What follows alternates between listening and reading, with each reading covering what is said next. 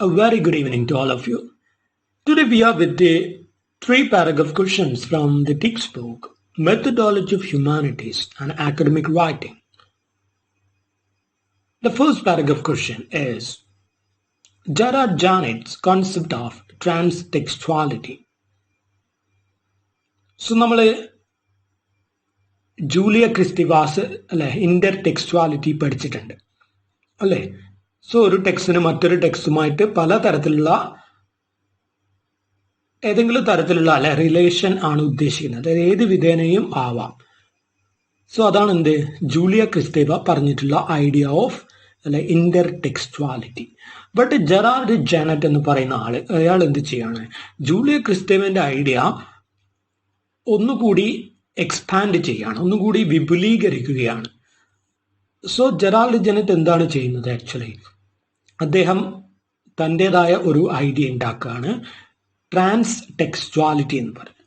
So trans ടെക്സ്റ്റുവാലിറ്റിന്റെ ഐഡിയയിലാണ് അദ്ദേഹം ഇന്റർടെക്സ്റ്റുവാലിറ്റി കൊണ്ടുവരുന്നത്. ഇന്റർടെക്സ്റ്റുവാലിറ്റി അദ്ദേഹം ഉൾപ്പെടുത്തുന്നത്. സോ നമ്മുടെ ജൂലിയ ക്രിസ്തേവ എന്ത് ചെയ്തു, എല്ലാ തരത്തിലുള്ള അല്ലെ ഒരു ടെക്സ്റ്റിന് എല്ലാ തരത്തിലും മറ്റൊരു ടെക്സ്റ്റുമായിട്ടുള്ള റിലേഷനെയും ഇന്റർടെക്സ്റ്റുവാലിറ്റി എന്ന് പറഞ്ഞു. ബട്ട് ജെറാർഡ് ജാനറ്റ് എന്ത് ചെയ്യാണ്, അത് ഓരോന്നിനെയും ഓരോന്നാക്കി പറയുകയാണ്. സോ ഒരു ടെക്സ്റ്റിന് മറ്റൊരു ടെക്സ്റ്റുമായിട്ടുള്ള റിലേഷൻ പല വിധത്തിലാണ് അല്ലേ. സോ അത് ഓരോന്നിനും ഓരോ പേര് കൊടുത്ത് അദ്ദേഹം എന്ത് ചെയ്യാണ്, പറയാണ്. അതിലൊന്ന് മാത്രമാക്കി അദ്ദേഹം കണക്കാക്കുകയാണ് എന്ത് ഇന്റർടെക്സ്റ്റുവാലിറ്റി എന്നുള്ള ഐഡിയ. സോ എന്താണ് ജെറാർഡ് ജാനറ്റ് ആണ്, പ്രൊനൗൺസിയേഷൻ ശ്രദ്ധിക്കുക, Gerard Genette concept of transtextuality. So എന്താ അത്, ജൂലിയ ക്രിസ്തേവന്റെ ഇന്റർടെക്സ്റ്റുവാലിറ്റിയെ അല്ലെ എക്സ്പാൻഡ് ചെയ്ത് വിവരിക്കുന്നതാണ്.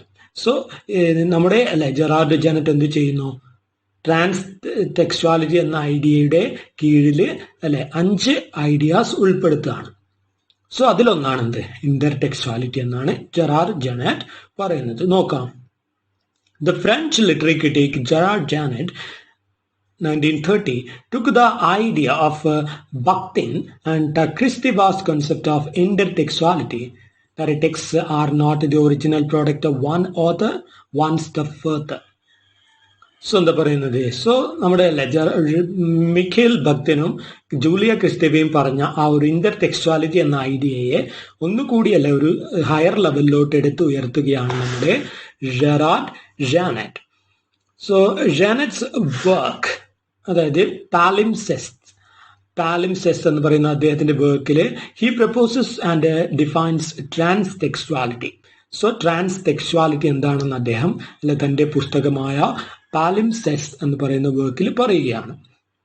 So as A more comprehensive term that determines all that which puts one text in relation, whether manifest or secret, with the other text. So അദ്ദേഹത്തിന്റെ അഭിപ്രായ പ്രകാരം അല്ലെ ട്രാൻസ്ടെക്സ്റ്റുവാലിറ്റി എന്ന് പറയുന്നത് ഒരു ബുക്കിന് മറ്റൊരു ബുക്കുമായിട്ടുള്ള ഏതൊരു വിധത്തിലുള്ള കണക്ഷൻ, അതായത് അതിപ്പോ അപ്പാരന്റ് ആവാം, അതായത് പ്രത്യക്ഷത്തിലുള്ള കണക്ഷൻ ആവാം, അല്ലെങ്കിൽ എന്താണ് ആരും കണ്ടെത്തപ്പെടാതെ കിടക്കുന്ന ഒരു കണക്ഷനും ആവാം. ചിലപ്പോൾ അല്ലെ ഒരു റൈറ്റർ ഒരു ഐഡിയ ആരെടുക്കുന്നെങ്കിലും അല്ലെ മോഷ്ടിച്ചിട്ടുണ്ടാവും. ബട്ട് അല്ലെ അദ്ദേഹം ആ ഒരു ഐഡിയ എന്താണെന്ന് അല്ലെ മോഷ്ടിച്ചതാണെന്ന് ആരും തിരിച്ചറിയുന്നില്ലെങ്കിൽ അല്ല അതും എന്താണ് ഈ ഒരു ട്രാൻസ്ടെക്സ്റ്റുവാലിറ്റിയിൽ ഉൾപ്പെടുത്തുകയാണ്. സോ പ്രത്യക്ഷത്തിലുള്ള കണക്ഷൻ ആവാം, അല്ലെങ്കിൽ അതല്ലാതെയും ആവാം. സോ ട്രാൻസ്ടെക്സ്റ്റുവാലിറ്റി എന്ന ഐഡിയയിൽ എല്ലാം ഉൾപ്പെടുന്നു എന്നുള്ളതാണ്. ഇന്റർടെക്സ്റ്റുവാലിറ്റിയും ഉൾപ്പെടുന്നു. In other words, Janet's theory of transtextuality describes the numerous ways a later text prompts readers to read or remember an earlier one. So ചുരുക്കി പറഞ്ഞല്ലേ, നമ്മുടെ ജൂലിയ ക്രിസ്തേവ പറഞ്ഞ അതേ ഐഡിയ തന്നെയാണ്. ബട്ട് എന്താണ് ഒരു ടെക്സ്റ്റ് വായിക്കുമ്പോൾ അല്ലെ ഏതൊക്കെ കാര്യങ്ങളാണ് ഒരു റീഡറിനെ കണക്ട് ചെയ്യാൻ, വേറെ പലതുമായിട്ട് കണക്ട് ചെയ്യാൻ പറ്റുന്നത്, അതൊക്കെയും എന്തിൽ പെടുന്നു, ട്രാൻസ്ടെക്സ്റ്റുവാലിറ്റിയിൽ പെടുന്നു according to Gerard Janet.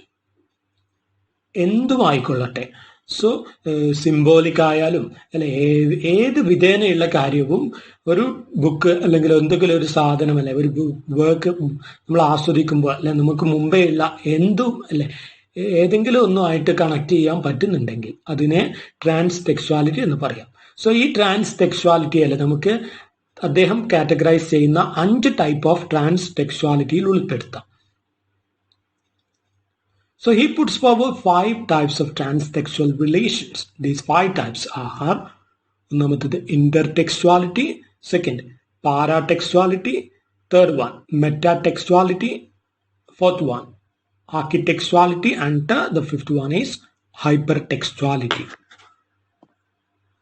So ഇതാണ് എന്ത് അദ്ദേഹം പറയുന്ന 5 types of transtextuality. So transtextuality എന്ന് പറയുന്നത് ഇന്റർ ടെക്സ്ച്വാലിറ്റി തന്നെയാണ് ഉദ്ദേശിക്കുന്നത്. ബട്ട് ഇന്റർ ടെക്സ്ച്വാലിറ്റിയെക്കാളും എന്താണ് കുറച്ചുകൂടി ഒന്ന് ബ്രോഡായിട്ട് അദ്ദേഹം കാറ്റഗറൈസ് ചെയ്തു എന്നേ ഉള്ളൂ.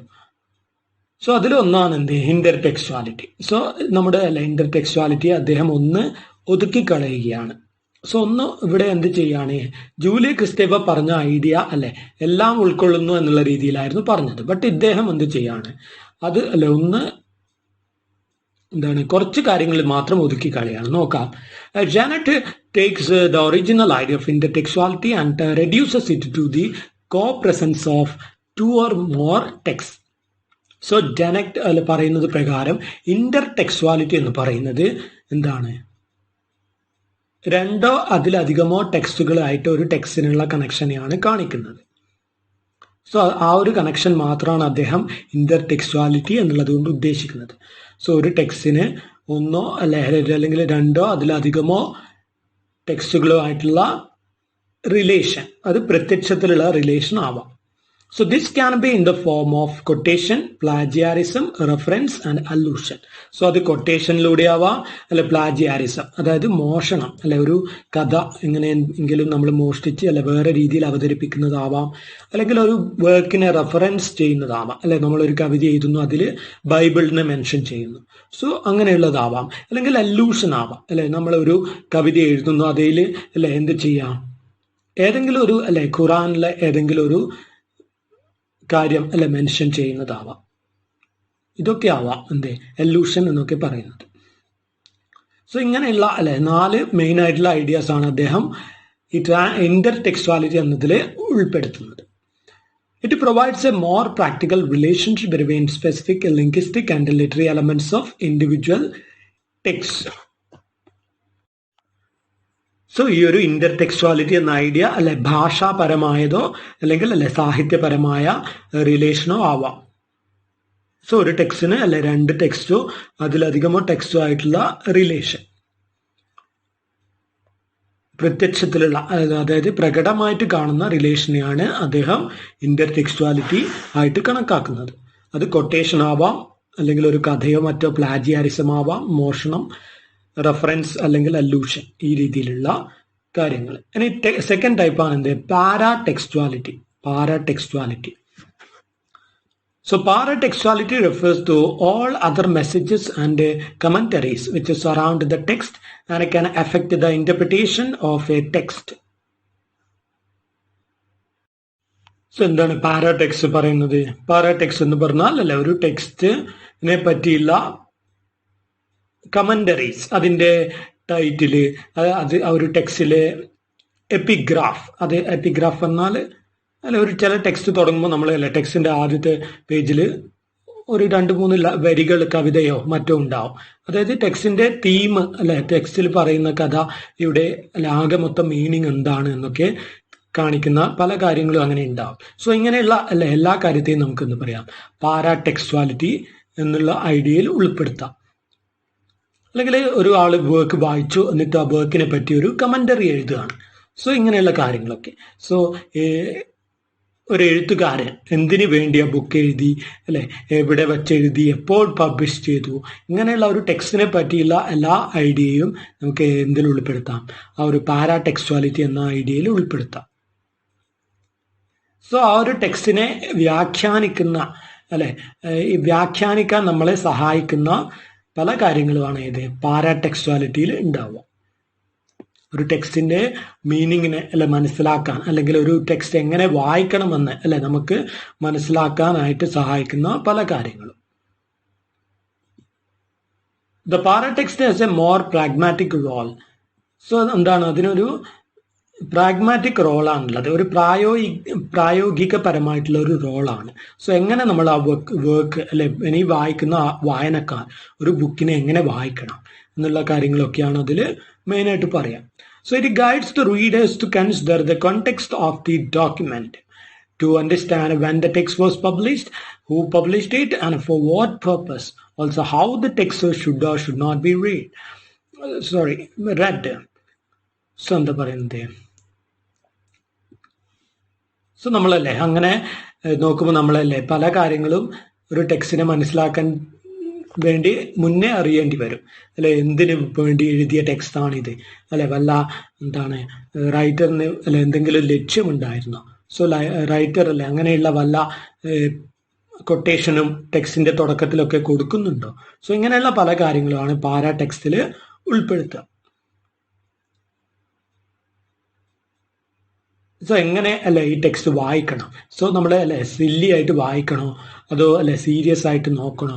എന്തൊക്കെ കാര്യങ്ങളല്ലേ ശ്രദ്ധിക്കണം? ഇതൊക്കെയാണ് നമ്മൾ പാരാ ടെക്സ്റ്റുവാലിറ്റി പരിശോധിക്കുമ്പോൾ നമുക്ക് മനസ്സിലാകുക. ഒരു ടെക്സ്റ്റിനെ അല്ലെ വായിക്കാൻ അല്ലെങ്കിൽ വിമർശനപരമായിട്ട് അല്ലെ പ്രായോഗികപരമായിട്ട് വായിക്കാനുള്ള സഹായിക്കുന്ന മെസ്സേജസ് അല്ലെങ്കിൽ ഐഡിയാസ്, അതൊക്കെ എന്താണ്? Para ടെക്സ്റ്റുവാലിറ്റിയാണ്. It can be categorized as a peritext and epitext. So, any paratextuality, peritext and epitext എന്നും രണ്ടാക്കി തിരിക്കാം. So, the peritext includes elements such as titles, chapters, titles, prefaces, captions, and notes. It also involves dedications, illustrations, epigraphs, and prefaces. Peritext എന്ന് പറഞ്ഞാൽ ടെക്സ്റ്റിനുള്ളിൽ തന്നെ ഉണ്ടാവും. അതായത് ടെക്സ്റ്റിനുള്ളിൽ തന്നെ നമ്മളെ ടെക്സ്റ്റിനെ മീനിങ്ങിന് മനസ്സിലാക്കാൻ സഹായിക്കുന്ന പല കാര്യങ്ങളും ഉണ്ടാവും അല്ലെ. ടെക്സ്റ്റിന്റെ ടൈറ്റില്, അതായത് ബുക്ക് അല്ലെ ഒരു നോവലാണെങ്കിൽ അതിന്റെ ടൈറ്റിൽ വായിച്ചാലേ ചിലപ്പോൾ നമുക്ക് എന്തെങ്കിലും ഒരു കാര്യങ്ങളൊക്കെ അല്ലെ ഊഹിച്ചെടുക്കാൻ പറ്റും. പിന്നെ ചാപ്റ്ററിന്റെ ടൈറ്റിൽ, ഓരോന്നും ചാപ്റ്ററിന്റെ ടൈറ്റിലും അല്ലെ വായിക്കുമ്പോൾ നമുക്ക് ഏകദേശം അല്ലെ ആ ചാപ്റ്ററിൽ എന്തായിരിക്കും എന്നൊക്കെ മനസ്സിലാവും. പിന്നെ പ്രിഫേസസ് അല്ലെ, ഒരു വർക്ക് തുടങ്ങുന്നതിന് മുമ്പ്, ഒരു ബുക്ക് തുടങ്ങുന്നതിന് മുമ്പ് ആമുഖം ഉണ്ടാവും അല്ലെ. സോ ബുക്കിനെ പറ്റി എഴുത്തുകാരൻ പറയുന്ന കാര്യങ്ങൾ. പിന്നെ ക്യാപ്ഷൻസ് അല്ലെ, എന്തെങ്കിലും പല ക്യാപ്ഷൻസ് ഉണ്ടാവും. പിന്നെ നോട്ട്സ് ഉണ്ടാവും അല്ലെ, എന്തെങ്കിലും നമുക്കറിയാത്ത ഒരു മീനിങ് ഉള്ള വേർഡൊക്കെ ഉപയോഗിക്കുന്നെങ്കിൽ അതിനെ പറ്റിയുള്ള നോട്ട്സ് അല്ലെ. നമുക്കറിയാത്ത ഒരു സംസ്കാരത്തെയൊക്കെ ടെക്സ്റ്റിൽ പറയുന്നുണ്ട്, അതിനെ പറ്റിയല്ല, വേറെ തന്നെ ടെക്സ്റ്റിന്റെ ഉള്ളിൽ തന്നെ അല്ലെ താഴെയൊക്കെ ചിലപ്പോൾ നോട്ട്സ് ഒക്കെ ഉണ്ടാവും. സോ ഇതൊക്കെയാണ് എന്ത് പെരി ടെക്സ്റ്റ് എന്ന് പറയുന്നത്. അതായത് ടെക്സ്റ്റിന്റെ ഉള്ളിൽ തന്നെ ടെക്സ്റ്റിനെ പറ്റിയുള്ള കാര്യങ്ങൾ. പിന്നെ എന്തുണ്ടാവാം ടെക്സ്റ്റിന്റെ ഉള്ളിൽ അല്ലെ, ഒരു ടെക്സ്റ്റ് ഞാൻ എഴുതിയിട്ട് ചിലപ്പോൾ അല്ലെ ആർക്കെങ്കിലും അത് സമർപ്പിച്ചിട്ടുണ്ടാവാം അല്ലെ. ഡെഡിക്കേഷൻ, ആർക്കാണ് സമർപ്പിച്ചത്, സോ ആ സമർപ്പിച്ച ആളുമായിട്ട് എന്തെങ്കിലും കണക്ഷൻ ഉണ്ടോ? സോ അങ്ങനെയുള്ള കാര്യങ്ങളൊക്കെ അല്ലെ നമുക്ക് പരിശോധിക്കാൻ പറ്റും. പിന്നെ ഇലസ്ട്രേഷൻസ് അല്ലെ, ഒരു ടെക്സ്റ്റിൽ ഒരു ചിലപ്പോൾ ബുക്കിലൊക്കെ എന്തുണ്ടാവും, ചില പുസ്തകങ്ങളിൽ അല്ലെ കഥയുടെ ഒപ്പരം അല്ലെ നമുക്ക് എന്തുണ്ടാവും, കഥയുടെ കൂടെ കഥയെ അല്ലെ ചിത്രരൂപത്തിൽ അല്ലൊക്കെ ഒരു സൈഡിൽ ചിലപ്പോൾ ആവിഷ്കരിച്ചിട്ടുണ്ടാവും അല്ലെ. സ്റ്റോറിയുടെ ഡ്രോയിങ് അല്ലെ, പിക്ചറൈസേഷൻ അല്ലെ അടുത്ത പേജിൽ ചിലപ്പോൾ ഉണ്ടാവാം. സോ അങ്ങനെയുള്ള കാര്യങ്ങളൊക്കെ. എപ്പിഗ്രാഫ്സ് അല്ലെ, എപ്പിഗ്രാഫ്സ് പറഞ്ഞാൽ ഒരു ബുക്ക് തുടങ്ങുമ്പോൾ അല്ലെ നമ്മൾ പറഞ്ഞു ഒരു ചെറിയ കൊട്ടേഷൻ, എന്തെങ്കിലും ഒരു കൊട്ടേഷൻ അല്ലെ വെച്ചിട്ടായിരിക്കാം തുടങ്ങുന്നത്. സോ ആ കൊട്ടേഷൻ വായിക്കുമ്പോൾ നമുക്ക് മനസ്സിലാവും അല്ലെ ഈ ബുക്കിൽ ഈ കൊട്ടേഷനുമായി ബന്ധപ്പെട്ട എന്തെങ്കിലും ആയിരിക്കും പറയുന്നത്. പിന്നെ പ്രിഫേസസ് അല്ലെ, ഇതൊക്കെ. The epitext consists of elements beyond the text, such as interviews, public relation announcements, reviews, and other authorial and editorial discourses. So ഈ എപ്പിടെക്സ്റ്റ് എന്ന് പറയുന്നത് ടെക്സ്റ്റിന് പുറമേ ഉള്ള, സോ ടെക്സ്റ്റിന് പുറമേ ടെക്സ്റ്റിനെ മനസ്സിലാക്കാൻ നമുക്ക് സഹായിക്കുന്ന പല കാര്യങ്ങളും എന്തൊക്കെയാണ്? റൈറ്ററുമായിട്ടല്ലേ ഉള്ള ഇന്റർവ്യൂ, അതിൽ ചിലപ്പോൾ റൈറ്റർ കുറേ അഭിപ്രായങ്ങളൊക്കെ ടെക്സ്റ്റിനെ പറ്റിയൊക്കെ പറയുന്നുണ്ടാവാം അല്ലെ, എന്തെങ്കിലും കാര്യങ്ങൾ. പിന്നെ പബ്ലിക് റിലേഷൻ അനൗൺസ്മെന്റ്സ്, പലതരം എന്താ പറയുക ടെക്സ്റ്റിനെ പറ്റിയുള്ള പല ഇന്റർപ്രിറ്റേഷൻസ് ഉണ്ടാവും, അതൊക്കെ. പിന്നെ റിവ്യൂസ് അല്ലെ, ടെക്സ്റ്റ് വായിച്ചിട്ടുള്ളവർ എന്ത് ചെയ്തിട്ടുണ്ടാവും, ടെക്സ്റ്റിനെ പറ്റി ഒരു അല്ലെ റിവ്യൂ എഴുതിയിട്ടുണ്ടാവും. അതൊക്കെയും എന്താണ് എപ്പി ടെക്സ്റ്റിൽ വരുന്ന കാര്യങ്ങളാണ്. സോ ഇതാണ് എന്ത് പാരാടെക്സ്വാലിറ്റി എന്ന് പറയുന്നത്. നെക്സ്റ്റ് ആയിട്ടുള്ളതാണ് എന്ത് മെറ്റാടെക്സ്വാലിറ്റി. സോ മെറ്റാടെക്സ്വാലിറ്റിയിൽ മെയിനായിട്ട് ഉൾപ്പെടുത്തുന്നത് so it is almost similar to paratextuality. But മെറ്റാടെക്സ്വാലിറ്റിയിൽ പറയുമ്പോൾ നമ്മൾ വിമർശകർ അല്ലേ ഇവിടെ എന്താണ് ഇന്റർപ്രിട്ടേഷൻ. സോ വിമർശകർ അല്ലേ ഒരു വർക്കിനെ മറ്റൊരു വർക്കുമായിട്ട് എങ്ങനെ കണക്ട് ചെയ്ത് പറയുന്നു. പിന്നെ ബയോഗ്രാഫി. സോ ഒരു biographical commentaries about the text. അതായത് ഒരു വർക്കിൽ നമ്മൾ പറയുകയാണിപ്പോൾ ഒരു വർക്ക് വായിച്ചിട്ടല്ലേ അത് എഴുത്തുകാരൻ്റെ ജീവിതവുമായി കണക്ഷൻ ഉണ്ട്. സോ അങ്ങനെയുള്ള കാര്യങ്ങളൊക്കെ പറയുന്നു. സോ അതൊക്കെ എന്തിൽ പെടുത്തുന്നു മെറ്റാടെക്സ്വാലിറ്റി എന്നതിൽ നമ്മൾ ഉൾപ്പെടുത്തുകയാണ്. സോ മെറ്റാടെക്സ്വാലിറ്റിയിൽ മെയിനായിട്ട് വരുന്നത് critical interpretations, biographical commentaries and other such references. So metatextuality denotes the explicit or implicit references of one text on another. So explicit ആയിട്ടുള്ള അല്ലെങ്കിൽ implicit ആയിട്ടുള്ള റിലേഷൻ, ഒരു ടെക്സ്റ്റിന് വേറൊരു ടെക്സ്റ്റുമായിട്ടുള്ള റിലേഷൻ. സോ അതിനെപ്പറ്റി എന്ത് ചെയ്യുക വിമർശകർ എഴുതിയിട്ട് ഉണ്ടാവുക. സോ അങ്ങനെ ഉള്ള ഒരു റെഫറൻസ് ആണ് എന്ത് മെറ്റാടെക്സ്റ്റുവാലിറ്റി. It includes the relation between the text and the critical interpretation, biographical commentaries and other references written about the main text. So അതെന്താവാം ക്രിട്ടിക്കിന്റെ വിമർശനങ്ങൾ അല്ലെ, രണ്ട് ടെക്സ്റ്റിനെയും പഠിച്ചിട്ട് എന്ത് ചെയ്യാണ് ഒരാൾ അല്ലെ ഒരു ബുക്ക് എഴുതുകയാണ്. സോ അങ്ങനെയുള്ള കാര്യങ്ങളൊക്കെ അല്ലെ വരും. പിന്നെ എന്താണ് ഒരു വർക്കിൽ ഒരു റൈറ്റർ അല്ലെ തൻ്റെ ജീവിതത്തെ എത്രമാത്രം ഉൾപ്പെടുത്തിയിട്ടുണ്ട്. സോ അങ്ങനെ ബയോഗ്രാഫിക്കലായിട്ട് എന്തെങ്കിലും ഉണ്ടോ, ഇങ്ങനെയുള്ള കാര്യങ്ങളൊക്കെ ഇതിൽ വരും മെറ്റാടെക്സ്റ്റുവാലിറ്റി എന്നുള്ള ഐഡിയയിൽ ഉൾപ്പെടുത്തും.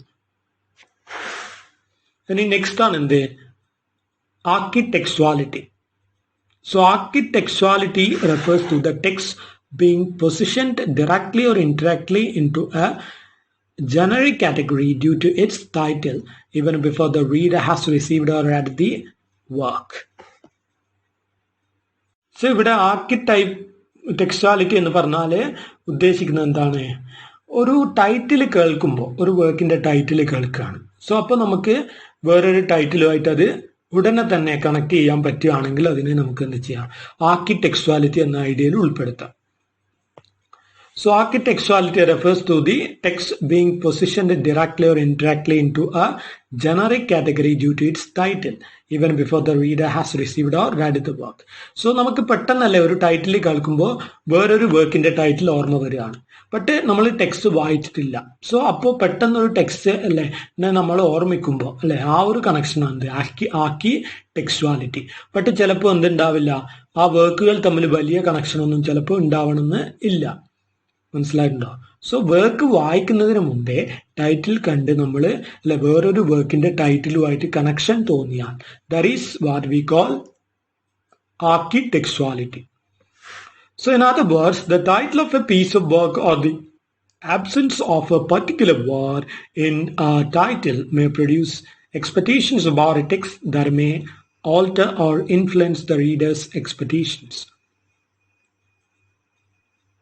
സോ എന്ത് ചെയ്യാം ടൈറ്റിലെ അല്ലെ ഒരു വേർഡ് നമ്മളെ അല്ലെങ്കിൽ ടൈറ്റിൽ തന്നെ അല്ലെ അല്ലെങ്കിൽ ടൈറ്റിൽ ഉൾപ്പെടുത്തിയിട്ടുള്ള ഒരു വാക്ക് അല്ലെ ഒരു വേർഡ് നമ്മളെ എന്ത് ചെയ്യാം ഒരു എക്സാജറേഷനിൽ കൊണ്ടുപോകാം അല്ലെ. എന്താണത് അല്ലെ അതുമായിട്ട് കണക്ഷൻ ഉള്ളതാണോ എന്നൊക്കെയുള്ള രീതിയിൽ നമ്മൾ അല്ലെ സംശയിക്കാം. സോ ആ ഒരു റീഡറിന്റെ അല്ലെ എക്സ്പെക്ടേഷനിൽ വർക്ക് ചെയ്യുന്ന ടൈപ്പ് ഓഫ് കണക്ഷൻ. സോ അതാണ് എന്ത് ആർക്കിടെക്സ്റ്റുവാലിറ്റി. So architectuality defines the relationship of a text to other texts in the same genre. So architectuality പറയുമ്പോൾ ഒരേ ജാൻറിൽ പെടുന്ന ടെക്സ്റ്റുകൾ ആണ് ഉദ്ദേശിക്കുന്നത്. സോ ഞാൻ അല്ലെ ഒരു വർക്കിന്റെ ടൈറ്റിൽ എന്ന് പറയുമ്പോൾ അതേ ജാൻറ് പറഞ്ഞാൽ ഡിവിഷൻസ് ഓഫ് ലിറ്ററേച്ചർ അല്ലെങ്കിൽ ഏതെങ്കിലും അല്ലെ ഡിവിഷൻ ഓഫ് ആർട്ട് എന്നാണ് ഉദ്ദേശിക്കുന്നത്. സോ സാഹിത്യത്തിന്റെ കീഴിൽ വരുമ്പോൾ അല്ലെ ജാൻറ് എന്ന് പറയുമ്പോൾ കവിത, നാടകം അല്ലെ കഥ എന്നൊക്കെ ഉണ്ട്. സോ നമ്മളൊരു ടൈറ്റിൽ കേൾക്കുമ്പോൾ അല്ലെ നാടകത്തിന്റെ ടൈറ്റിലാണ് അതെങ്കിൽ അതേ വേറൊരു നാടകമായിട്ടാണ് നമ്മൾ അതിനെ കണക്ട് ചെയ്യേണ്ടത്. സോ അങ്ങനെ ഒരേ ജാൻറിൽ വരുന്ന കണക്ഷനെ നമ്മൾ എവിടെ പറയുന്നുള്ളൂ, ആർക്കിടെക്ച്വാലിറ്റിയിൽ പറയുന്നുള്ളൂ. സോ ഒരു ഡ്രാമയുടെ പേര് കേൾക്കുമ്പോൾ അല്ലെ, നമ്മുടെ പഴയ ഒരു ഡ്രാമ അല്ലെ നാടകം ഓർമ്മിക്കുകയാണെങ്കിൽ അതാണ് എന്ത്, ആർക്കിടെക്ച്വാലിറ്റി. സോ ഒരു കവിതയുടെ പേര് കേൾക്കുമ്പോൾ അല്ലെ നമ്മൾ പഴയ ഒരു കവിത ഓർമ്മിക്കുകയാണ്. സോ അങ്ങനെയാണെങ്കിൽ അതെന്താണ്, ആർക്കിടെക്ച്വാലിറ്റി. So, for example, Shakespeare's play King Lear and Edward Bond's play Lear fall into the genre of playwriting. So എന്താണ്, ഷേക്സ്പിയർ എഴുതിയിട്ടുണ്ട് കിങ് ലിയർ എന്ന് പറയുന്ന ഒരു നാടകം. സോ എഡ്വേർഡ് ബോണ്ട് എന്ന് പറയുന്ന എഴുത്തുകാരൻ എഴുതിയിട്ടുണ്ട് ലിയർ എന്ന് പറയുന്ന ഒരു നാടകം. സോ രണ്ടും എന്താണ്, നാടകം എന്ന കാറ്റഗറിയിൽ പെടുന്നതാണ്. അതുകൊണ്ട് തന്നെ നമുക്ക് എന്ത് പറയാം, അല്ലെ അത് ആർക്കിടെക്ച്വാലിറ്റിയിൽ പെടുന്നതാണെന്ന് പറയാം. ഇനി ലാസ്റ്റ് വന്നാണ് എന്ത്, ഹൈപ്പർ ടെക്സ്ച്വാലിറ്റി. സോ നോക്കാം എന്താണ് hypertextuality. Refers to the relationship between two text, the hypertext and the other text which Genette refers to as the hypotext. So hypertextuality എന്ന് പറയുന്നത് എന്താണ്, ഒരു ടെക്സ്റ്റിന് മുമ്പേ ഉള്ള ഒരു ടെക്സ്റ്റുമായിട്ടുള്ള കണക്ഷൻ. സോ ഒരു നോവലിന് മുമ്പേ എഴുതിയ ഒരു നോവലുമായിട്ടുള്ള കണക്ഷൻ, അതായത് ടൈറ്റിലല്ല, അതിൻ്റെ സ്റ്റോറിയിലും മറ്റുമുള്ള കണക്ഷനാണ് ഉദ്ദേശിക്കുന്നത്. സോ അതാണ് എന്ത്, ഹൈപ്പർ ടെക്സ്ച്വാലിറ്റി. സോ ഒരു വർക്കിന് മറ്റൊരു വർക്കുമായിട്ടുള്ള ആ ഒരു സ്റ്റോറി വൈസ് ഒക്കെയുള്ള കണക്ഷൻ. സോ അതാണ് ഹൈപ്പർ ടെക്സ്ച്വാലിറ്റി എന്നുള്ള കാര്യത്തിൽ പറയുന്നത്. സോ അത് പ്രത്യക്ഷത്തിലുള്ള കണക്ഷൻ ആവാം നമുക്ക്, അല്ലെങ്കിൽ മനസ്സിലാകാതെയുള്ള ഒരു കണക്ഷൻ ആവാം. മുമ്പേ വന്ന ഒരു സ്റ്റോറി ആയിരിക്കണം, കുറെ മുമ്പേ. So hypertextuality refers to the relationship between two text, രണ്ട് ടെക്സ്റ്റിന്റെ കണക്ഷൻ ആണ് അവിടെ പറയുന്നത്. So the hypertext and the other text which Genette refers to as the hypotext. So രണ്ട് ഐഡിയ ആണുള്ളത്, ഹൈപ്പർ ടെക്സ്റ്റും ഹൈപ്പോടെക്സ്റ്റും കൂടി ചേർന്നാണ് hypertextuality. So the hypotext is the original text or text a which appeared earlier than the other text.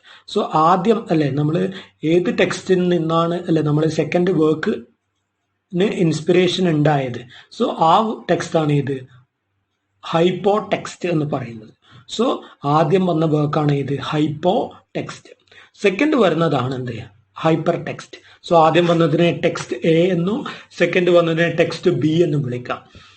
So second is hypertext which appeared after the first text. So this second text is hypertext can be called text B. So നമ്മളല്ലേ ഒരു novel വരികയാണ്. So അതിന് കുറെ വർഷം കഴിഞ്ഞിട്ട് വേറൊരു novel വരികയാണ് അതേ നോവലിനെ ഇൻസ്പയർഡ് ആയിട്ട്. സോ അങ്ങനെയാണെങ്കിൽ നമുക്ക് എന്ത് പറയാം, ഇറ്റ് ഈസ് ഹൈപ്പർ ടെക്സ്ച്വാലിറ്റി എന്ന് പറയാം. സോ നമ്മൾ നേരത്തെ പറഞ്ഞതല്ലേ ആർക്കിടെക്ച്വാലിറ്റി എന്ന് പറയുന്നത് ടൈറ്റിലുള്ള സിമിലാരിറ്റിയാണ്. സോ ഇവിടെ പറയുന്നത് അല്ലെ സ്റ്റോറിയിലും മറ്റുമുള്ള സിമിലാരിറ്റിയാണ്. ഫോർ എക്സാമ്പിൾ നോക്കാം, William Golding's Lord of the Flies was a parody of R.M. Ballantyne's the Coral Island. So William Golding എന്ന് പറയുന്ന എഴുത്തുകാരന്റെ അല്ലെ എന്താണ് the Lord of the Flies എന്ന് പറയുന്ന ലോർഡ് ഓഫ് ദി ഫ്ലൈസ് എന്ന് പറയുന്ന വർക്ക്. സോ അത് എന്തായിരുന്നു, R.M. ബാലന്റൈൻ എന്ന് പറയുന്ന ഒരു റൈറ്ററിന്റെ ദ കോറൽ ഐലൻഡ് എന്ന് പറയുന്ന വർക്കിന്റെ ഒരു പാരഡി ആയിട്ടാണ് എഴുതിയിട്ടുള്ളത്. സോ അത് നമുക്ക് എന്ത് പറയാം, സോ അതിലേതാണ് hypotext, the Coral Island is hypotext. So William ഗോൾഡിങ്ങിന്റെ ലോർഡ് ഓഫ് ദ ഫ്ലൈസ് എന്ന് പറയുന്നത് ഹൈപ്പർ ടെക്സ്റ്റ് ആണ്. Janet says that all texts are basically hypertextual, whereas sometimes it is difficult to recognize the existence of a hypertext. So Janet പറയുന്നത് പ്രകാരം എന്താണ്, എല്ലാ പുസ്തകങ്ങളും എന്താണ് ഹൈപ്പർ ടെക്സ്റ്റ് ആണ്. കാരണം പല മുമ്പേ വന്ന പലതും നിന്നും ഇൻസ്പയർഡ് ആയിട്ട് നമ്മുടെ ബോധ മനസ്സിൽ പോലും ഇല്ലാത്ത ഒരു കഥ ഒക്കെ നമ്മൾ പണ്ടെങ്ങോ കേട്ട ഒക്കെ പലതും വായിച്ചതും അനുഭവിച്ചതും ഈവൻ വാക്കുകളൊക്കെ നമ്മൾ കിട്ടുന്നത് അല്ലെ പുസ്തകങ്ങൾ വായിക്കുമ്പോഴാണ്. പല പുസ്തകങ്ങൾ വായിക്കുമ്പോഴാണ് അല്ലെ പുതിയ വാക്കുകളൊക്കെ നമുക്ക് കിട്ടുന്നത്.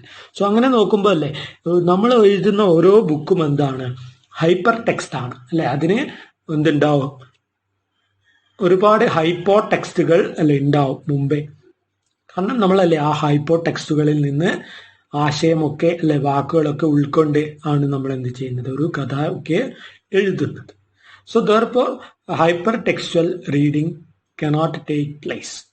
സോ എന്താണ്, പല വർക്കുകളുടെയും അല്ലെ ഒരു ഹൈപ്പോ ടെക്സ്റ്റ് ഏതാണ് എന്ന് നമുക്ക് ചിലപ്പോൾ അല്ലെ കൃത്യമായിട്ട് ചൂണ്ടിക്കാണിക്കാൻ പറ്റിയെന്ന് വരില്ല. അതുകൊണ്ട് തന്നെ അല്ലെ ഒരു ഹൈപ്പർ ടെക്സ്ച്വൽ റീഡിങ് സാധ്യമല്ല എന്നുള്ളതാണ്.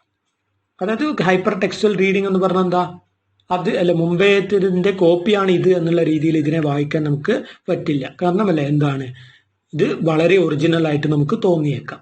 ബട്ട് എന്താണ്, ഇദ്ദേഹത്തിന്റെ അഭിപ്രായ പ്രകാരം എല്ലാ ടെക്സ്റ്റും എന്താണ്, ഒരു തരത്തിൽ കോപ്പിയാണ്. കാരണം വാക്കുകളൊക്കെയും അല്ലെ നമുക്ക് കിട്ടുന്നത് വായനയിലൂടെ ഒക്കെയാണ് അല്ലെ, നമ്മൾ പലതും പഠിക്കുന്നതിലൂടെയൊക്കെയാണ്. സോ അങ്ങനെ നോക്കുമ്പോൾ എല്ലാം എന്താണ്, ഹൈപ്പർ ടെക്സ്റ്റ് ആണ്. സോ ഇത്രയാണ് എന്ത് നമ്മുടെ Gerard Genette's idea of trans textuality. Next we will move on to another paragraph, that is sociology as a branch of humanities.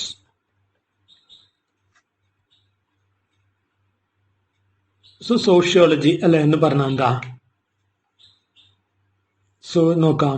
Sociology is a study of society, patterns of social relationships, social interaction and culture of everyday life. So social അല്ലെ ആയിട്ടുള്ള കാര്യങ്ങൾ, സൊസൈറ്റിയിലെ അല്ലെ relation, സൊസൈറ്റിയുടെ ഘടന അല്ലെ, social interaction അല്ലെ ആളുകളുമായിട്ടുള്ള interaction, so ആളുകളുടെ അല്ലെ സംസ്കാരങ്ങൾ, ഓരോ സംസ്കാരവും അല്ലെ എങ്ങനെ ഒരു സമൂഹത്തിൽ ഒരുമിച്ച് വരുമ്പോൾ ഇന്ററാക്ട് ചെയ്യപ്പെടുന്നു. സോ അങ്ങനെയുള്ള അവരുടെ എവറിഡേ അഫെയർസ്, ഇതൊക്കെയാണ് എന്ത് സോഷ്യോളജിയിൽ പഠിക്കുന്നത്. സൊസൈറ്റി അല്ല അതിന്റെ ഇന്ററാക്ഷൻ, അതിനെപ്പറ്റി പഠിക്കുന്ന ബ്രാഞ്ചാണ് sociology. It is a social science that uses various methods of empirical investigation. So sociology is a social science ആണ്. സോ അത് എന്താണ്, എംപെറിക്കൽ ഇൻവെസ്റ്റിഗേഷൻ ആണ് യൂസ് ചെയ്യുന്നത് അല്ലെ. സോ സൊസൈറ്റിയെ എന്ത് ചെയ്യുക, ഒബ്സർവ് ചെയ്യുക അല്ലെ, അനലൈസ് ചെയ്തിട്ട് കാര്യങ്ങൾ പരിശോധിക്കുക, എന്നിട്ടൊരു നിഗമനത്തിലെത്തുക. സോ ഇങ്ങനെയാണ് അല്ലെ സൊസൈറ്റി എന്നൊക്കെയുള്ള. സോ അതെന്താണ്, എംപെറിക്കൽ മെത്തേഡാണ് ഉപയോഗിക്കുന്നത്. ആ ഒരു സയന്റിഫിക് ആയിട്ടുള്ള അല്ലെ മെത്തേഡാണ് യൂസ് ചെയ്യുന്നത്. Sociology studies human social behavior, its origins, developments and institutions that constitute human society. So മനുഷ്യന്മാരുടെ അല്ലെ ഇടപാടുകളാണ് അതിൽ പഠന വിഷയം എന്ന് പറയുന്നത്. ആ മനുഷ്യന്റെ അല്ലെ സ്വഭാവം, അതിന്റെ ഒറിജിൻ അല്ലെ, മനുഷ്യ സ്വഭാവം എങ്ങനെ സമൂഹത്തിൽ വരുമ്പോൾ എങ്ങനെയാണ് അല്ലെ അവരുടെ സ്വഭാവം, മനുഷ്യന്മാരുടെ അല്ലെ ഇൻസ്റ്റിറ്റ്യൂഷൻസ്, സൊസൈറ്റിയിലുള്ള അല്ലെ പലതരം സ്ഥാപനങ്ങൾ അല്ലെ ഇങ്ങനെയുള്ള പഠനങ്ങളാണ്. Sociology is also defined as the general science of society. So സൊസൈറ്റിയുടെ അല്ലെ ശാസ്ത്രമാണെന്ത് സോഷ്യോളജി എന്ന് നമുക്ക് പറയാം. സൊസൈറ്റിയെ അല്ലെ ശാസ്ത്രീയമായിട്ട് പഠിക്കുന്ന ഒരു ബ്രാഞ്ചാണ് സോഷ്യോളജി എന്ന് പറയാം. The word sociology is derived from both Latin and Greek origins. So, sociology എന്നുള്ള വേർഡ് വരുന്നത് അല്ലെ ലാറ്റിൻ ആൻഡ് ഗ്രീക്ക് വേർഡുകളിൽ നിന്നാണ്. നോക്കാം.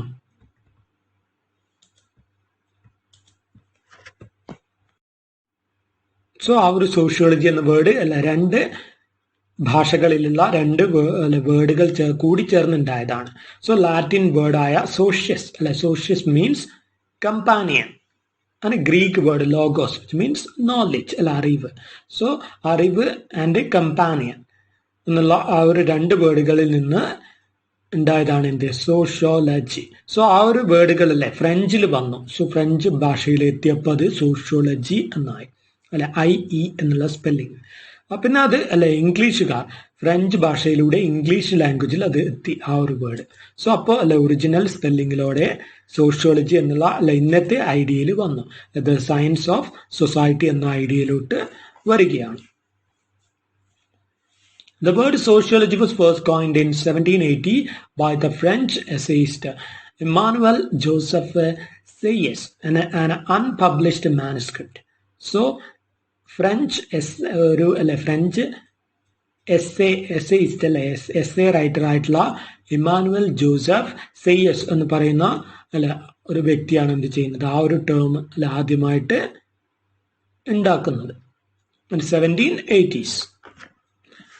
Sociology was later defined independently by the French philosopher of science Auguste Comte in 1838 as a new way of looking at society. So ആ ഒരു August കോംറ്റ് എന്ന് പറയുന്ന ആ ഒരു വ്യക്തിയാണ് എന്ത് ചെയ്യുന്നത്, സോഷ്യോളജി എന്നുള്ള ആ ഒരു ഐഡിയയെ ഡിഫൈൻ ചെയ്യുന്നത്. എന്താണ് സോഷ്യോളജി എന്ന് കൃത്യമായിട്ടൊരു ഡെഫിനിഷൻ കൊടുക്കുന്നത് ഓഗസ്റ്റ് കോംറ്റ് ആണ് in 1838. Sociology covers a broad range of subjects that include every aspect of human social condition. So മനുഷ്യന്റെ കണ്ടീഷനുമായി ബന്ധപ്പെട്ട എല്ലാം എന്താണ് സോഷ്യോളജിയിൽ പഠന വിഷയമാണ്. Sociologists analyze every spheres where the individual is part of a social structure such as health, education, law and the internet. So വ്യക്തി സമൂഹത്തിന്റെ ഭാഗമാകുന്ന എല്ലാ മേഖലയെയും എന്ത് ചെയ്യുന്നു, സോഷ്യോളജി പഠിക്കുന്നുണ്ട് എന്നുള്ളതാണ്. സോ അത് വിദ്യാഭ്യാസമായാലും ഹെൽത്ത് ആയാലും നിയമമായാലും ഇന്റർനെറ്റ് ആയാലും ഒക്കെയും. സോ വ്യക്തി എവിടെയൊക്കെ സൊസൈറ്റിയുടെ ഭാഗമാകുന്നോ അതെല്ലാം എന്താണ് സോഷ്യോളജിക്ക് പഠന വിഷയമാണ്. Sociologists make use of data to explain the cause of social problems like poverty, illiteracy and crimes. So അവരെന്ത് ചെയ്യുന്നു, നമ്മൾ പറഞ്ഞു എംപെരിക്കൽ മെത്തേഡിലാണ് സയൻസിന്റെ മെത്തേഡാണ് ഉപയോഗിക്കുന്നത്. സമൂഹത്തിൽ പോയിട്ട് കാര്യങ്ങൾ കൃത്യമായിട്ട് പഠിക്കുകയും അതിനെ റെക്കോർഡാക്കി വിലയിരുത്തി റിസൾട്ടിലോട്ട് എത്തുകയും ചെയ്യുന്നവരാണ് സോഷ്യോളജിസ്റ്റ്. സോ അവരെന്ത് ചെയ്യുന്നു, use of data to explain cause of social problems data ഉപയോഗിച്ച് അങ്ങനെ ഉണ്ടാക്കുന്ന ഒരു റെക്കോർഡ് ഉപയോഗിച്ച് അവർ കാര്യങ്ങൾ റെക്കോർഡ് ചെയ്ത് വെക്കുകയാണ്. ഒരു പ്ലേസിൽ പോയി അവിടെയുള്ള ദാരിദ്ര്യത്തിന്റെ പോവേർട്ടിയുടെ റീസൺസ് എന്തൊക്കെയാണ്. സോ അങ്ങനെയല്ല പല ഡാറ്റയും അവർ കളക്ട് ചെയ്ത് എന്നിട്ട് എന്ത് ചെയ്യുന്നു, ഒരു റിസൾട്ടിലോട്ട് വരുന്നു എന്നുള്ളതാണ്. സോ അതിന്റെ കാരണങ്ങൾ എന്തൊക്കെയെന്നൊക്കെ ഉള്ളത് അവർ പരിശോധിക്കും. So this knowledge is utilized to develop solutions for societal problems. So സാമൂഹികപരമായ പല പ്രശ്നങ്ങൾക്കും അവർ പരിഹാരം കണ്ടെത്തുന്നു. Just like a natural scientist, social scientists also make use of scientific methods to test their theories. So social science എന്ന് പറയുന്നത് അതുകൊണ്ടാണ് അവരുടെ method എന്താണ്, scientific ആയിട്ടുള്ള മെത്തേഡാണ്, ആ ഒരു empirical method. But in most cases, it is not feasible to hold tests in laboratories under controlled conditions. So സൊസൈറ്റിയെ ഒരിക്കലും നമുക്ക് ലബോറട്ടറിയിൽ കൊണ്ടുപോയിട്ട് പരിശോധിക്കാൻ പറ്റില്ല. സോ ആ ഒരു സോഷ്യൽ ബിഹേവിയർ എന്ന് പറയുന്ന സമൂഹത്തിലോട്ട് ഇറങ്ങി തന്നെ വേണം നമ്മൾ പരിശോധിക്കാനായിട്ടുള്ളത്. സോ അതാണ് ഒരു സയൻസ് എന്നുള്ളതിൽ ഉള്ള സോഷ്യോളജിക്കുള്ള പരിമിതി അതാണ്. സോ അത് എന്താണ് ഹ്യൂമാനിറ്റീസ് എന്നുള്ള ബ്രാഞ്ചിലോട്ട് വരുന്നത് അവിടെയാണ്. അത് സമൂഹത്തിലോട്ട് ഇറങ്ങി വേണം നമ്മൾ അത് പഠിക്കാൻ എന്നുള്ള ആ ഒരു ഐഡിയ വരുമ്പോഴാണ് സോഷ്യോളജി ഹ്യൂമാനിറ്റീസിന്റെയും കീഴിൽ വരുന്ന ഒരു ബ്രാഞ്ചായിട്ട് മാറുന്നത്. വെറും സയൻസ് അല്ല. കാരണം ലബോറട്ടറിയിൽ കൊണ്ടുപോയിട്ട് ആളുകളെ ഒരു കൃത്രിമമായ അന്തരീക്ഷത്തിൽ ഇട്ടിട്ട് പരിശോധിക്കാൻ പറ്റില്ല. സോ ഒറിജിനൽ അവസ്ഥ എന്താണോ അവിടെ വന്നു വേണം കാര്യങ്ങൾ വിലയിരുത്താം.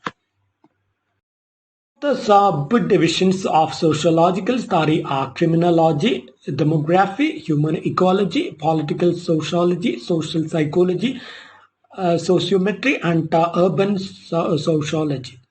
സോ ഇങ്ങനെയുള്ളതൊക്കെയാണ് കുറച്ച് കാര്യങ്ങൾ ക്രിമിനോളജി ക്രിമിനൽ ബിഹേവിയർ ഒക്കെ പഠിക്കുന്നത്. പിന്നെ എന്താണ് ഡെമോഗ്രാഫി ജനസംഖ്യ പറ്റിയൊക്കെ പഠിക്കുന്നത്. ഹ്യൂമൻ ഇക്കോളജി, സോ മനുഷ്യന്റെ ആ ഒരു എക്കോളജി മനുഷ്യൻ ഉൾപ്പെടുന്ന ആ ഒരു എക്കോ സിസ്റ്റത്തിന്റെ ഒക്കെ കാര്യങ്ങൾ പഠിക്കുന്നത്. പൊളിറ്റിക്കൽ സോഷ്യോളജി, മനുഷ്യൻ ഉൾപ്പെടുന്ന രാഷ്ട്രീയപരമായ സംവിധാനങ്ങളെ പറ്റി പഠിക്കുന്നത്. പിന്നെന്താണ് സോഷ്യൽ സൈക്കോളജി സൊസൈറ്റിയുടെ ജനറൽ ആയിട്ടുള്ള സൈക്കോളജി ഒക്കെ വിലയിരുത്തുന്നത്. അങ്ങനെയുള്ള കാര്യങ്ങളൊക്കെയാണ്. The origin of sociological analysis can be traceable to the ancient philosophers.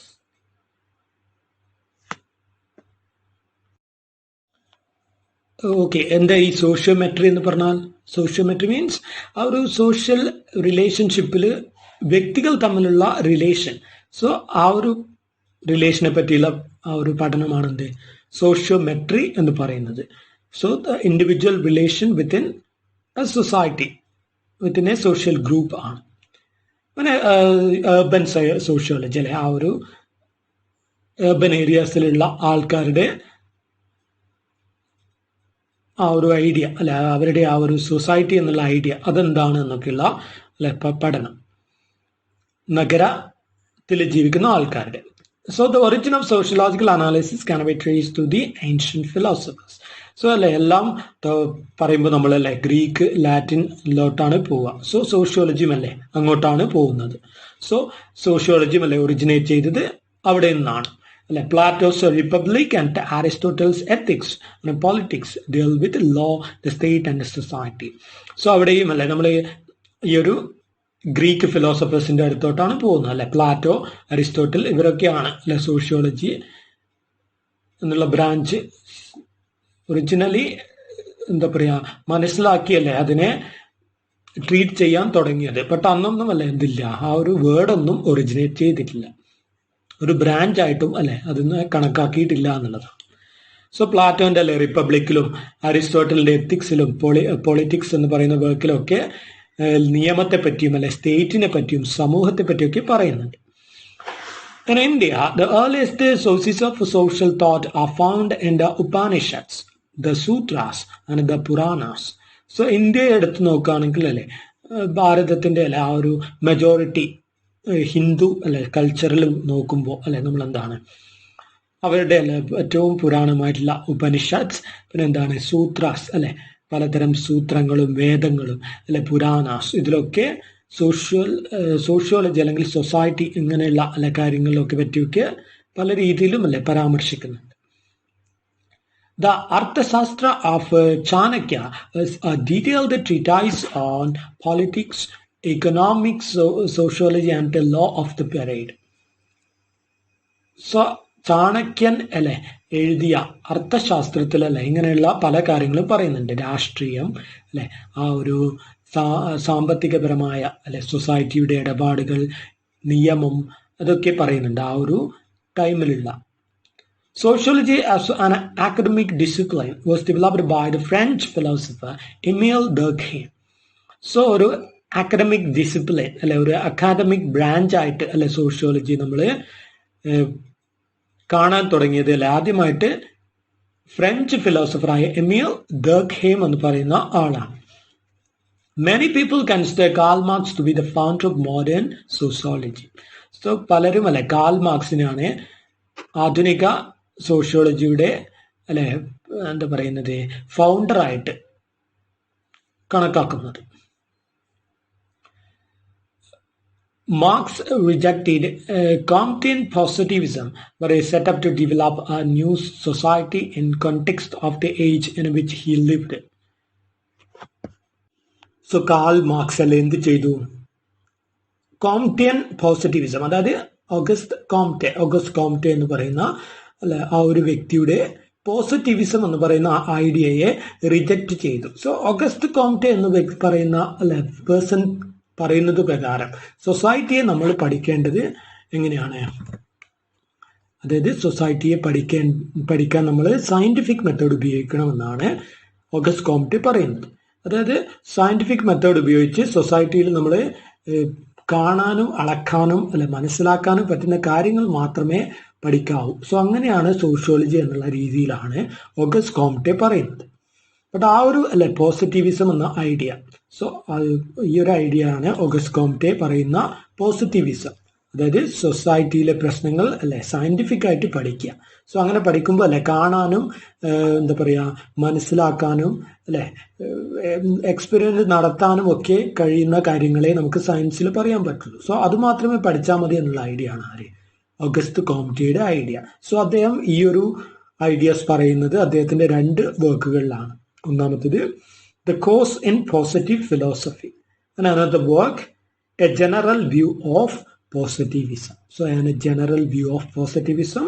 And another work, The Course in Positive Philosophy എന്ന് പറയുന്ന 2 വർക്കുകളാണ് അദ്ദേഹം ഈ പോസിറ്റിവിസം അവതരിപ്പിക്കുന്നത്. സോ ആ ഒരു ഐഡിയയെ കാൾ മാർക്സ് റിജക്റ്റ് ചെയ്യാണ്, ആ ഒരു സയന്റിഫിക് മെത്തേഡിനെ റിജക്റ്റ് ചെയ്യാണ്. സൊസൈറ്റിയിലെ പ്രോബ്ലംസിനെ അല്ലെ സയൻസ് കൊണ്ട് പരിശോധിക്കുന്ന ആറ്റിറ്റ്യൂഡ്. സോ അതുകൊണ്ട് തന്നെയല്ലേ അതൊരു റെവല്യൂഷണറി ആയിട്ടുള്ള ഒരു കാഴ്ചപ്പാടായിരുന്നു. Durkheim, Marx and Max Weber are very often cited as key figures in modern social science.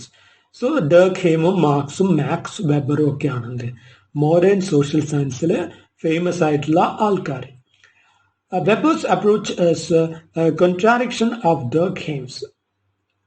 So Durkheim ആ ഒരു എമീൽ ഡർഖെയിമിന്റെ ഐഡിയാസിൽ നിന്നും വളരെ വ്യത്യസ്തമായിട്ടുള്ള ഒരു ഐഡിയ ആണ് വെബറിന്റെ, max വെബറിന്റെ. For Weber, an individual is the basic unit of society. So weber പറയുന്നത് എന്താണ്? ഒരു സൊസൈറ്റിയുടെ അല്ല ബേസിക് യൂണിറ്റ് എന്ന് പറയുന്നത് ആരാണ്? വ്യക്തിയാണ്. ബട്ട് നമ്മുടെ അല്ലെ എമീൽ ഡർഖെയിം എന്ന് പറയുന്ന വ്യക്തി അല്ലെ അദ്ദേഹത്തിന്റെ അഭിപ്രായ പ്രകാരം എന്താണ്? കളക്റ്റീവ് കോൺഷ്യൻസ്, അതായത് അല്ല ഒരുമിച്ചുള്ള, അതായത് കുറെ ആൾക്കാർ ഒരുമിച്ചുള്ള ആ ഒരു ഐഡിയ, സൊസൈറ്റി എന്ന ഐഡിയ. സോ അതിനെ മുഴുവനായിട്ടല്ല പരിശോധിക്കുന്നതാണ് എമീൽ ഡർഖെയിമിന്റെ ഐഡിയ. ബട്ട് അല്ലെ മാക്സ് വെബർ പറയുന്നത് എന്താണ്? ഓരോ വ്യക്തിയും അല്ലെ ആണ് സൊസൈറ്റിയുടെ ഒരു യൂണിറ്റ്. സോ വ്യക്തിയാണ് ഇമ്പോർട്ടന്റ്, അല്ലാതെ അല്ലെ കളക്ഷൻ അല്ല, അല്ലെ കളക്ഷൻ ഓഫ് ഇൻഡിവിജ്വൽസ് അല്ല എന്നുള്ളത്. So according to him, sociological laws are means to understanding the individual.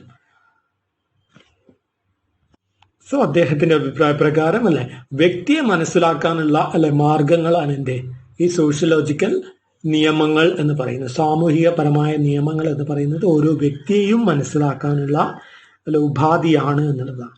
But അല്ലെ നമ്മുടെ എമീൽ ഡർഖെയിം ഇമ്പോർട്ടൻസ് കൊടുക്കുന്നത് കളക്റ്റീവ് കോൺഷ്യസ്നസ് അല്ല എന്നുള്ള ഐഡിയക്കാണ്. ബട്ട് മാക്സ് വെബർ ഗിവ്സ് അല്ല importance to individual. Karl Marx gives importance to societal methods rather than scientific application of the scientific methods to study society. Now we will move on to the next paragraph question. നമ്മൾ already പറഞ്ഞ പല പാരഗ്രാഫുമായിട്ട് നമുക്ക് ഇതിനെ connect ചെയ്ത് പറയേണ്ടി വരും. കാരണം എന്താണ്, ഈ ഒരു പാരഗ്രാഫ് അല്ല ഈ രീതിയിൽ ചോദിച്ചാൽ നമ്മൾ ഇങ്ങനെയാണ് ആൻസർ എഴുതേണ്ടത്. സോ ക്വസ്റ്റ്യൻ ഇങ്ങനെയായിരിക്കും, വാട്ട് ആർ ദ ക്യാരക്ടറിസ്റ്റിക്സ് അല്ലെങ്കിൽ what are the aspects of narratives. So അങ്ങനെ ചോദിച്ചാൽ അല്ലെ എന്താണ് നെറേഷൻ എന്ന് മാത്രം എഴുതി വെച്ചിട്ട് കാര്യമില്ല. സോ ആസ്പെക്ട്സ് ഓഫ് നെറേറ്റീവ്സ് അല്ലെങ്കിൽ നെറേഷൻ എന്നുള്ള കാര്യം അല്ലെങ്കിൽ ക്യാരക്ടറിസ്റ്റിക്സ് ഓഫ് നെറേഷൻ അല്ലെങ്കിൽ നെറേറ്റീവ്സ് എന്ന് പറയുമ്പോൾ നമ്മൾ കുറച്ചധികം എഴുതേണ്ടി വരും. പോയിന്റ് ഇട്ടിട്ട് അല്ലെ ഓരോന്ന് ക്യാരക്ടറിസ്റ്റിക്സ് എഴുതേണ്ടി വരും. So what is narration or narrative എന്നുള്ള ആ ഒരു പാരഗ്രാഫ് നമ്മൾ ആദ്യം എഴുതുക. അത് കഴിഞ്ഞിട്ട് എന്ത് ചെയ്യാം, ദ ക്യാരക്ടറിസ്റ്റിക്സ് ഓഫ് നെറേറ്റീവ് കൂടി അതിൽ ഉൾപ്പെടുത്തിയാൽ ഈ ഒരു ആൻസർ റെഡിയാവും. സോ നമുക്ക് അല്ല ഇങ്ങനെ ഒരു ക്വസ്റ്റ്യൻ, അതായത് വാട്ട് ആർ ദ ക്യാരക്ടറിസ്റ്റിക്സ് അല്ലെങ്കിൽ what are the aspects of narratives എന്ന് ചോദിച്ചാൽ ആദ്യം നെറേഷൻ അല്ലെങ്കിൽ നെറേറ്റീവ് എന്നുള്ള പാരഗ്രാഫിന്റെ അല്ലെ അതെന്താണ് എന്നുള്ളത് വിവരിച്ച് കുറച്ച് പറയാം. സോ നമുക്കറിയാലോ ഒരു പാരഗ്രാഫ് എന്ന് പറയുമ്പോൾ നമ്മൾ എക്സാമിന് പേപ്പറിൽ എഴുതുമ്പോൾ അല്ലെ ഒരു 1.5 പേജ് എന്തായാലും വേണം. ഒരു പേജും അല്ലെ അടുത്ത പേജിന്റെ പകുതിയും ആയാലാണ് അല്ലെ ഏറ്റവും കൂടുതൽ മാർക്ക് നമുക്ക് കിട്ടുക. സോ അത് എക്സ്പാൻഡ് ചെയ്ത് വെക്കണ്ടിക്കലല്ലേ നമ്മൾ കുറെ ഇങ്ങനെ എഴുതേണ്ടി വരും. സോ അത് കഴിഞ്ഞിട്ട് എന്ത് ചെയ്യുക, നമ്മൾ ഈ അല്ലെ നെറേഷൻ എന്താണെന്ന് എഴുതി കഴിഞ്ഞിട്ട് ക്യാരക്ടറിസ്റ്റിക്സ് എഴുതുക. So the characteristics of narratives include the following. So ഈ ക്യാരക്ടറിസ്റ്റിക്സ് എന്ന് പറയുന്ന എല്ലാ നെറേറ്റീവിലും അല്ലെ നറേഷനിലും ഉണ്ടാവണമെന്നില്ല. സോ നെറേറ്റീവ്സ് അല്ലെങ്കിൽ നറേഷനിൽ കോമൺ ആയിട്ട് കാണുന്ന കാര്യങ്ങളാണ് നമ്മൾ പറയുന്നത്. എന്തൊക്കെയായിരിക്കാം, ഇങ്ങനെയൊക്കെയാണ് എന്നുള്ളത്. Narrative is an artificial construction which is not usually present in spontaneous conversation. So narrative അല്ലെങ്കിൽ നറേഷൻ എന്ന് പറയുന്നത് എന്താണ്, ഒരു ആർട്ടിഫിഷ്യൽ ആയിട്ടുള്ള കൺസ്ട്രക്ഷൻ ആണ് അല്ലെ. നമ്മള് സംഭാഷണത്തിലൂടെ മാത്രം അല്ലാണ്ട് അല്ലെ നമ്മള് പലതരത്തിലും ഒരു വിവരണം അല്ലെ എന്ന് പറയുമ്പോൾ ഒരു കഥയെ മനസ്സിലാക്കൽ എന്ന് പറയുമ്പോൾ അല്ലെ എന്താണ് ആ കഥ അല്ല നമ്മുടെ മനസ്സിലൂടെ എങ്ങനെ നെയ്തെടുക്കപ്പെടുന്നു എന്നുള്ളതാണ്. അതുമല്ല വെറും ഡയലോഗിലൂടെ മാത്രമല്ല, അല്ല പലതരം അല്ല കാര്യങ്ങൾ റൈറ്റർ എന്ത് ചെയ്യും, തന്ത്രപൂർവം അല്ലെ ആ കഥയുടെ ബാക്ക്ഗ്രൗണ്ടും അല്ലെ ആ ഒരു ക്യാരക്ടറിന്റെ സ്വഭാവവും വസ്ത്രരീതിയും ഒക്കെ അല്ല നമ്മുടെ മനസ്സിലേക്ക് പല വിധത്തിലുമല്ലേ ചെറുങ്ങനെ ഇങ്ങനെ ഓരോ പീസസായിട്ട് പല അവസരങ്ങളിലായിട്ട് നമ്മളിലേക്ക് എത്തിക്കും. സോ നമ്മളല്ലേ ഒരു സിനിമ കാണുമ്പോൾ എന്ത് ചെയ്യും, ആ ഒരു കഥയെ ആസ്വദിക്കും എന്നുള്ളതാണ്. സോ വെറും അല്ലെ സ്പോണ്ടേനിയസ് ആയിട്ടുള്ള അല്ലെ ഒരു എന്താണ് പെട്ടെന്നുള്ള ഒരു സംഭാഷണത്തിലൂടെ മാത്രം കിട്ടുന്ന ഒരു കാര്യമല്ല നെറേറ്റീവ് അല്ലെ നറേഷൻ എന്ന് പറയുന്നത്. In the narrative, a degree of prefabrication is experienced which helps to familiarize with the story. So ഒരു നറേറ്റീവിലല്ലേ എന്തുണ്ടാവും, പ്രീ ഫാബ്രിക്കേഷൻ ഉണ്ടാവും. പലതരം അല്ലേ കാര്യങ്ങൾ പറയും നമ്മളല്ലേ. ഇപ്പൊ കഥാകാരൻ പെട്ടെന്ന് അല്ലെ കഥ അങ്ങ് പറഞ്ഞു തുടങ്ങില്ല. സോ നമ്മൾ എന്ത് ചെയ്യും, കഥ അല്ലെ മനസ്സിലാക്കണമെങ്കിൽ നമ്മളല്ലേ കഥാ സന്ദർഭവും കഥ അല്ലെ എവിടെ നടക്കുന്നു എന്നൊക്കെയുള്ള എന്തെങ്കിലും ഒരു ക്ലൂസ് ഒക്കെ അല്ലെ നമ്മൾ വായിക്കുമ്പോൾ തന്നെ നമുക്ക് അവിടെ കിട്ടും. എന്താണ് അല്ലെ ആ ഒരു കോണ്ടെക്സ്റ്റ് എന്താണ് അല്ലെ, എന്ത് സന്ദർഭം, ഏതാണ് സന്ദർഭം, ഇങ്ങനെയുള്ള കാര്യങ്ങളൊക്കെ അല്ലെ അവിടെ ഉണ്ടാവും. സോ ഒരു പ്രീ ഫാബ്രിക്കേഷൻ അല്ലെ നടക്കുമെന്നുള്ളതാണ്. റൈറ്റർ അല്ല നടത്തിയിട്ടുണ്ടാവും ആ ഒരു കഥ നമ്മളിലേക്ക് എത്തിക്കാം. A narrative has a trajectory or different path of progress. So ഒരു നറേറ്റീവിന് എന്തുണ്ടാവും, ട്രാജക്ടറി പറഞ്ഞാൽ the crooked path of a thing എന്നാണ്. അതായത് ഒരു വക്രഗതി എന്നൊക്കെ പറയില്ലേ നമ്മളെ, ഒരു വളഞ്ഞു പോയെന്ന ഒരു ഗതി. സോ നമ്മളല്ലേ നമ്മൾ ഊഹിക്കാൻ പറ്റുന്ന അല്ലെ സ്റ്റോറിയൊക്കെ ആണെങ്കിൽ നമുക്ക് ബോറടിക്കും അല്ലേ. എന്താ ഒരു നറേഷൻ, ഒരു നല്ല നറേഷൻ എന്ന് പറയുന്നത് എന്തായിരിക്കണം, നമ്മളല്ലേ നമ്മുടെ ചിന്തകൾക്ക് അപ്പുറത്തോട്ട് പോയിട്ടല്ലേ നമ്മളെ ഷോക്ക് ആക്കുക അല്ലെ സർപ്രൈസ്ഡ് ആക്കുക, ഇങ്ങനെയൊക്കെ ചെയ്യണം. സോ അതാ പറയുന്ന ഒരു വക്രഗതി ഉണ്ടാവണം അല്ലെ, ഒരു പെട്ടെന്ന് നമ്മളെ വേറെ രീതിയിലോട്ടല്ലേ എന്താ പറയുക നമ്മുടെ ചിന്തകൾക്ക് അതീതമായിട്ടല്ലേ എന്ത് ചെയ്യണം, കഥയെ കൊണ്ടുപോകണം. So the movement of the story is always unexpected ആയിരിക്കണം ഒരു ഗുഡ് നറേഷൻ. സോ ഇവിടെ നമ്മൾ നറേഷൻ എന്നുള്ളത് ജനറൽ ആയിട്ടാണ് പറയുന്നത്. സോ എല്ലാ നറേഷനും അതുപോലെ ആവണമെന്നില്ല. Narratives always have A teller even if he's in the background or invisible. So ഒരു നറേഷൻ അല്ലേ നമുക്കറിയാം എപ്പോഴും ഒരു കഥ ഇല്ലല്ലേ, ഒരു കഥാകാരൻ ഉണ്ടാവും. സോ എഴുത്തുകാരനല്ലേ തൻ്റെ കാഴ്ചപ്പാടിലായിരിക്കും അവതരിപ്പിക്കുന്നത്, അല്ലെങ്കിൽ ഒരു ക്യാരക്ടറിലൂടെ ആയിരിക്കും കഥ പറയുന്നത് അല്ലേ, അല്ലെങ്കിൽ അങ്ങനെ പല വിധത്തിലുള്ള പ്രസന്റേഷൻ ഉണ്ട്. Characters are central to any piece of narrative writing. അങ്ങനെ ഒരു എല്ലാ നറേഷനിലും എന്തുണ്ടാവും, ക്യാരക്ടേഴ്സ് ഉണ്ടാവും. എല്ലാ സ്റ്റോറിയിലും ക്യാരക്ടേഴ്സ് ഉണ്ടാവും. മനുഷ്യൻ അല്ലെങ്കിൽ മൃഗങ്ങൾ ക്യാരക്ടേഴ്സ് ആയിട്ട് വരും. So narratives are sequences of logically and chronologically related events on one or more individuals. So narrative എന്ന് പറയുന്നത് എന്താണ്, അങ്ങനെയല്ലേ ലോജിക്കൽ ആയിട്ടുള്ള അല്ലെ ക്രോണോളജിക്കലി നമുക്ക് കണക്ട് ചെയ്ത് മനസ്സിലാക്കാൻ പറ്റുന്ന അല്ലെ കഥ അല്ലെ എന്ത് ചെയ്യണം അല്ലെ ബിഗിനിങ്ങും മിഡിലും അല്ലെ എൻഡും ഒക്കെ നമുക്ക് കണക്ട് ചെയ്ത് മനസ്സിലാക്കാൻ പറ്റണം. സോ ഒരു ക്യാരക്ടറിന്റെ അല്ലെ ആ ഒരു പ്രോഗ്രസ് ആണ് നമുക്ക് അല്ലെ കാണിച്ചു തരിക ഒരു story. In a narrative, the locations where the events occur are given distinct characteristics. So പല നെറേറ്റീവിലോ പല സ്റ്റോറീസിലും എന്തുണ്ടാവും, ലൊക്കേഷൻ എവിടെയാണ് കഥ നടക്കുന്നത് എന്നുള്ളത് കഥ നടക്കുന്ന സ്ഥലം, ഇതൊക്കെ എന്താവും ഒരു ക്യാരക്ടറിന്റെ അത്ര തന്നെ പലപ്പോഴും ഇമ്പോർട്ടൻ്റ് ഉണ്ടാവും ചില കഥകളിലെ സ്ഥലങ്ങളിലൊക്കെ. And most of the narratives, there will be the presence of an omniscient narrator who has God-like ability to go everywhere.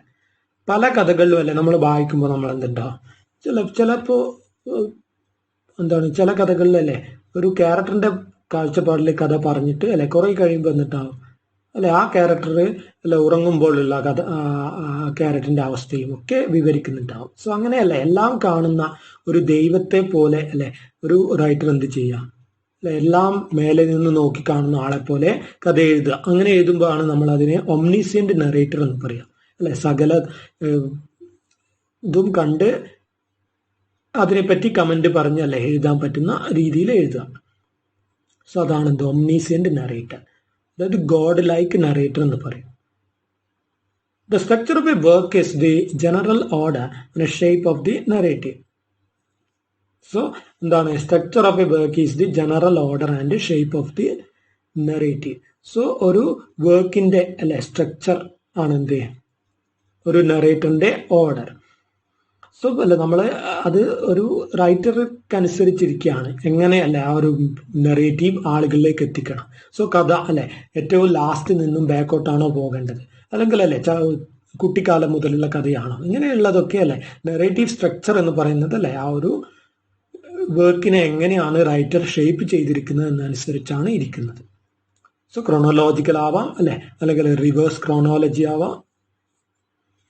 The theme allows any narrative writing to do more than purely entertain. So അല്ലെ ഒരു theme, എന്തെങ്കിലും ഒരു theme അല്ലെ ഉണ്ടാവും ഒരു work എഴുതുമ്പോൾ അല്ലെ എഴുത്തുകാരന്റെ മനസ്സിൽ. സോ അങ്ങനെ നല്ല ഒരു തീം വെച്ചിട്ടല്ലേ എഴുതിയ കഥകൾ എന്തായിരിക്കും, വെറും ഒരു എന്റർടൈൻമെന്റ് എന്നുള്ളതിനപ്പുറത്തോട്ട് അല്ലെ ആളുകളെ എന്തെങ്കിലും അല്ലെ ചിന്തിപ്പിക്കുകയും അല്ലെ ലോകത്തെ പറ്റി അല്ലെ മനസ്സിലാക്കാനും അല്ലെ കൂടുതൽ വിശാലമായ അല്ലെ കണ്ണുകൾ അല്ലെ ഒരു വായനക്കാരന് നൽകാനും അല്ലെ ഒരു നല്ല നെറേറ്റീവിന് കഴിയുമെന്നുള്ളതാണ്. സോ അതുകൊണ്ട് തന്നെ അല്ലെ പലപ്പോഴും എന്തുണ്ടാവും ഒരു അല്ലെ നല്ല നെറേറ്റീവ് ഒരു നല്ലൊരു തീം അല്ലെ എടുത്ത് ട്രീറ്റ് ചെയ്യും, ഒരു സമകാലിക പ്രസക്തിയുള്ള theme. Plot a narrative was defined by the events that take place within a story. So ഒരു വർക്കിലെ പ്ലോട്ട് എന്ന് പറയുന്നത് എന്താണ്, ഒരു നെറേറ്റീവിലെ പ്ലോട്ട് എന്ന് പറയുന്നത് അല്ലെ ആ ഒരു സ്റ്റോറിയിലെ അല്ലെ ഇവന്റ്സ് എന്തൊക്കെയാണ്, ഇതൊക്കെയാണ് അല്ലെ പ്ലോട്ട് കൊണ്ട് ഉദ്ദേശിക്കുന്നത്. സോ ആ ഒരു സ്റ്റോറിയിൽ നടക്കുന്ന കഥ അല്ലെ അതാണ് പ്ലോട്ട്. ഇതിവൃത്തം അല്ലെ എന്ന് നമ്മൾ പറയും കഥ. സോ ഇത്രയാണ് എന്ത് characteristics or aspects of narratives. അത് നിങ്ങൾക്ക് അല്ലെ അറിയുന്ന കാര്യങ്ങൾ എന്തെങ്കിലും ഉണ്ടെങ്കിൽ കൂട്ടിച്ചേർത്ത് എഴുതാം. സോ നറേഷൻ എന്ന് പറയുമ്പോൾ അല്ലെ എന്തൊക്കെയാണ് എന്നുള്ളത്. സോ ആ ഒരു ടൈപ്സ് ഓഫ് നെറേറ്ററിൽ അല്ലെ നമുക്ക് ടൈപ്സ് ഓഫ് നെറേറ്ററിന്റെ പേര് എഴുതാം, ഫസ്റ്റ് സെക്കൻഡ് ഇങ്ങനെയൊക്കെ ഉള്ളതൊക്കെ എഴുതി വെക്കാം. So with this we will end our lecture for today. We will meet again in the next class with some new topics.